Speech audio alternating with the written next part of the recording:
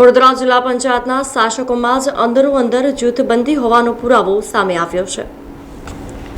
વડોદરા જિલ્લા પંચાયતમાં ભારતીય જનતા પાર્ટીનું શાસન છે। જો કે ભારતીય જનતા પાર્ટીના નિશાન પર ચૂંટાઈને આવેલા જિલ્લા પંચાયતના સભાસદોમાં આંતરિક જૂથબંધી ચરમસીમાએ પહોંચી હોય તેમ લાગી રહ્યું છે।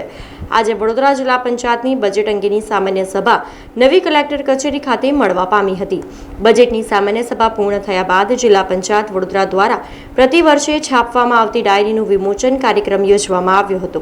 જ્યાં નવી ડાયરીના વિમોચન માટે વડોદરા જિલ્લા પંચાયતના પ્રમુખ ગાયત્રીબા મહિડા, ઉપપ્રમુખ અશ્વિન પટેલ, વકીલ, જિલ્લા વિકાસ અધિકારી મમતા હિરપરા, વિપક્ષના નેતા મુબારક પટેલ અને કારોબારી સમિતિના અધ્યક્ષ નિલેશ પુરાણી ગોઠવાઈ ગયા હતા। જો કે ડાયરી વિમોચનમાં કારોબારી સમિતિના અધ્યક્ષ નિલેશ પુરાણીનો વિરોધ કારોબારી સમિતિના પૂર્વ અધ્યક્ષ રાજેન્દ્ર પટેલ ઉર્ફ રાજુ પટેલ દ્વારા કરવામાં આવ્યો હતો। જેમાં જો કારોબારી સમિતિના અધ્યક્ષને ડાયરી વિમોચન માટે જણાવવામાં આવે તો અન્ય સમિતિના અધ્યક્ષોને પણ ડાયરી વિમોચનમાં જોડાવવામાં આવે તેવો મુદ્દો તેમણે ઉઠાવ્યો હતો। આ મુદ્દા બાદ અન્ય સમિતિના અધ્યક્ષોને પણ નવી ડાયરી આપવામાં આવી હતી, જે બાદ ડાયરીનું વિમોચન કરવામાં આવ્યું હતું। જો કે આ વિવાદ સામે આવતા જિલ્લા પંચાયતમાં પણ શાસકોમાં આંતરિક જૂથબંધી હોય તેમ સ્પષ્ટ દેખાઈ રહ્યું છે।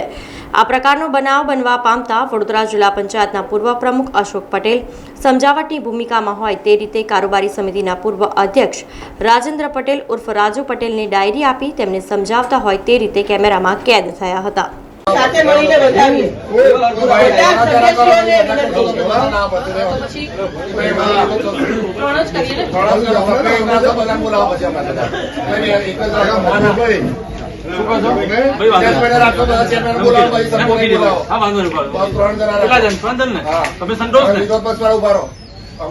સભ્ય શું કારોબારી ચેરમેન છે બધા ચેરમેન પછી ના રાખવા પડે ચેરમેન છે